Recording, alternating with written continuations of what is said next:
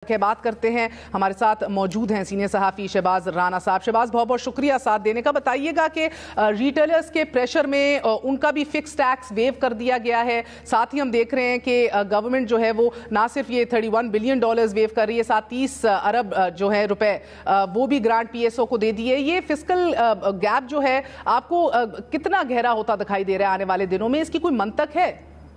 جی بسم اللہ الرحمن الرحیم. دیکھیں یہ گیپ اتنا نہیں ہے بلکہ اس سے بھی زیادہ ہے. جو ریٹیلرز کو حکومت نے فکس ٹیکس واپس کیا ہے اس کا جو نقصان ہوگا وہ 42 ارب روپیہ ہوگا. پہلے جو ہم نے 30 ارب یا 31 ارب کا فگر دیا تھا وہ اس بیس کے اوپر تھا کہ حکومت جو ہے وہ جو ریٹیلر جن کا منتھلی بجلی کا بل 150 یونٹ سے زیادہ نہیں ہوگا ان کے لیے ٹیکس معاف کر رہی. اب اس نے وہ لمٹ ہی ختم کر دی. اب تمام کے لیے وہ ٹیکس انہوں نے ختم کر دیا ہے جس کا بھی آرڈیننس آئے گا باقاعدہ طور پر. تو اس کی وجہ سے 42 ارب روپے کا یہاں پہ نقصان ہے. پھر پی ایس او کو انہوں نے دیا ہے کوئی 30 ارب روپے کی سپلیمنٹری گرانٹ, وہ بھی یہ حکومت کہہ رہی ہے کہ ہم نے ٹیکس سے پورا کرنا ہے. اس کے علاوہ 2 سے 3 اور ایسے سیکٹرز ہیں جن کے اوپر حکومت نے بجٹ کے دوران ان کے اوپر جو ٹیکسز کا بوجھ تھا وہ بڑھایا تھا, وہ بھی حکومت جو بوجھ ہے ان کا کم کرنے جا رہی ہے. تو افیکٹولی ہم کوئی بات کر رہے ہیں 80 سے 90 ارب روپے کا ایک گیپ آئے گا جس کا ٹیکس ہول آپ اس کو کہہ سکتے ہیں.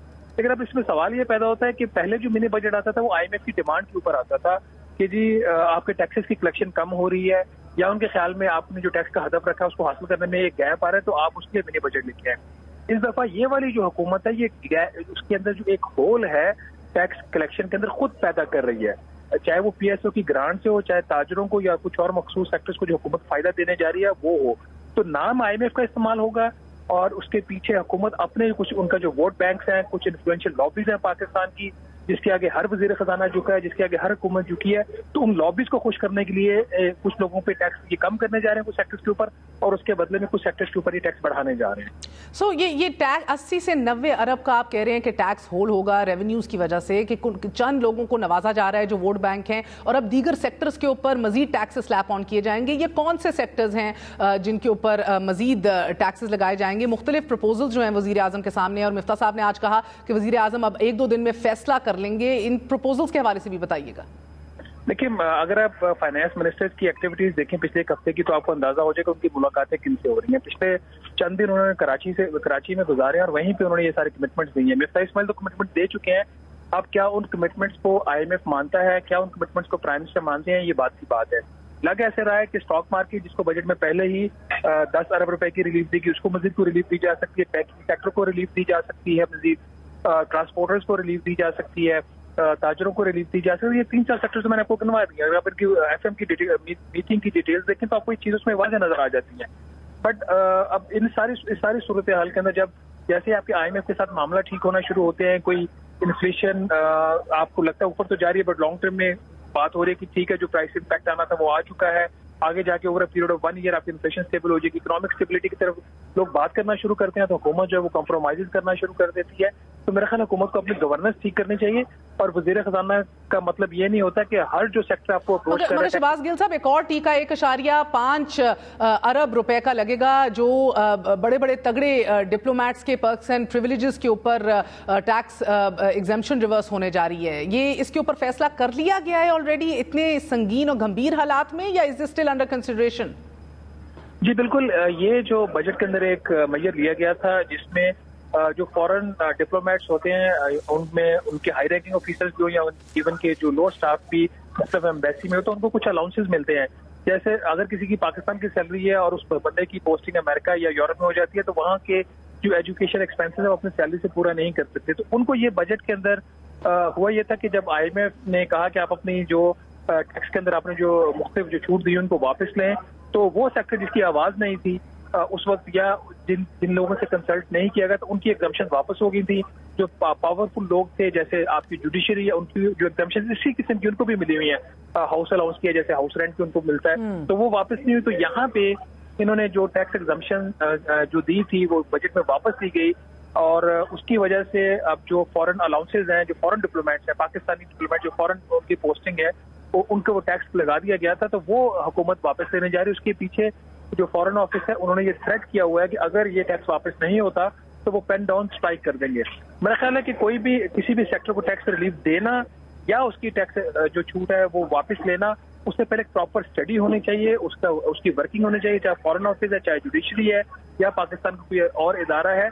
ये जो लॉबीज के प्रेशर के तहत जिस तरह हुकूमत करने जा रही है, इस तरह के अगर काम होंगे तो हमेशा उसका जो है ना वो एक आपको रिटेलिएशन आती है उस सेक्टर्स की तरफ से और उसको फायर बैक करती है। मगर शहबाज गिल साहब, ये कभी ताजिरों का प्रेशर, कभी फॉरेन ऑफिस का प्रेशर, कभी दीगर लोगों का प्रेशर, ये तो 45 अरब डॉलर अभी भी पाकिस्तान को दरकार हैं। दोस्त ममालिक ने पैसे भी दे दिए, IMF की अगर किस्त भी आ गई, उसके बाद भी एक बड़ा गेपिंग जो है वो हमें एक होल होगा, जो हमें पैसे पूरे करने होंगे। पैसे कहां से आएंगे? क्या ये इदराक नहीं है हुकूमत को? जो टोटल फाइनेंसिंग रिक्वायरमेंट जो पाकिस्तान की एस्टिमेटेड है, हुकूमत कह रही है कोई 34 से 35 अरब डॉलर, और जो IMF है वो उसमें कोई $4 बिलियन मजीद ऐड करवा रहा है, कुछ 38 अरब डॉलर के आसपास की बात हो रही है।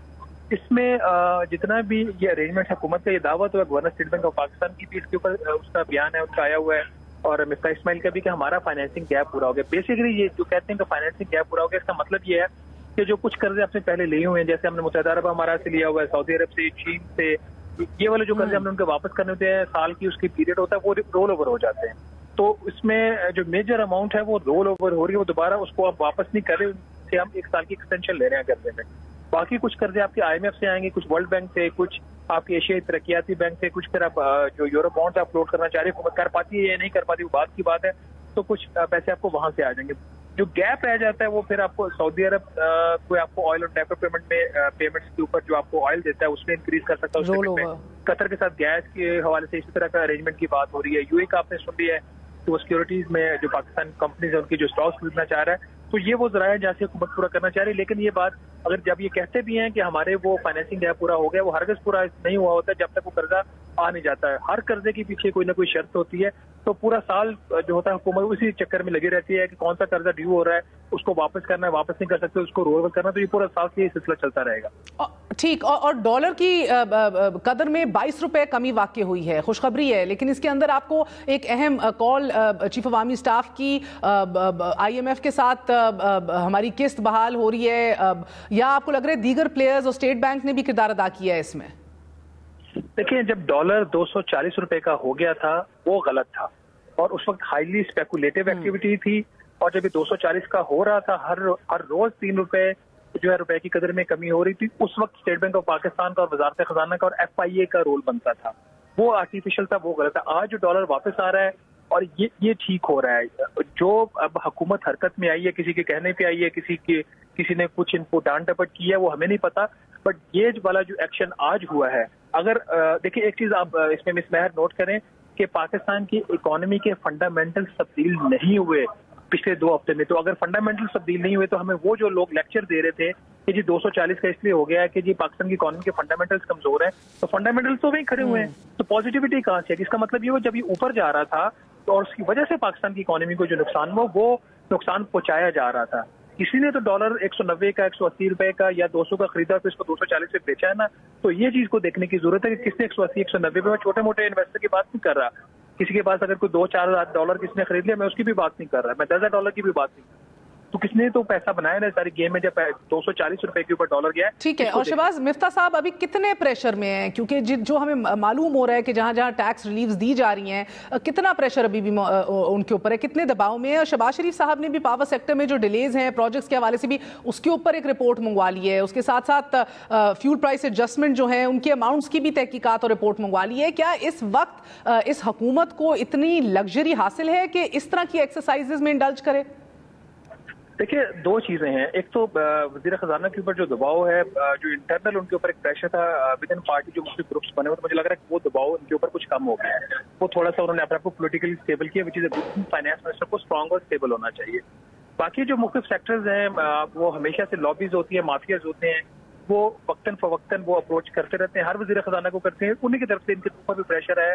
तो मिफ्ता इस्माइल को चाहिए कि ये जो मुख्तलिफ लॉबीज और सेक्टर्स हैं इनके आगे इनको खड़ा होना है। हर वो बंदा, हर वो लॉबी जो इनको अप्रोच करती है उसको यस कहना जरूरी नहीं होता वज़ीर ख़ज़ाना के लिए, इनको थोड़ा सा अपना जो स्टांस है हार्ड करना पड़ेगा। दूसरा, आप जो फरमा रही हैं कि पावर सेक्टर में जो डिले आया, देखिए इस तरह की चीजों के कभी नताइज नहीं निकलते। अगर हुकूमत के पास कोई ठोस सबूत है, इनके पास कोई एविडेंस है कि किसने को गलत काम किया है, उसकी वजह से नुकसान हो तो बिल्कुल उसके पीछे जाए, उसके खिलाफ इन्वेस्टिगेशन करें, इंक्वायरी करें, लोगों को जेलों में बहुत डालें। शुक्रिया। हमारे साथ शहबाज राना मौजूद थे। आपने गुफ्तगू सुनी। हुकूमत को अभी भी संगीन गवर्नेंस और पुअर प्लानिंग, पुअर गवर्नेंस जो है वो दिख रही है हुकूमत के फैसलों में।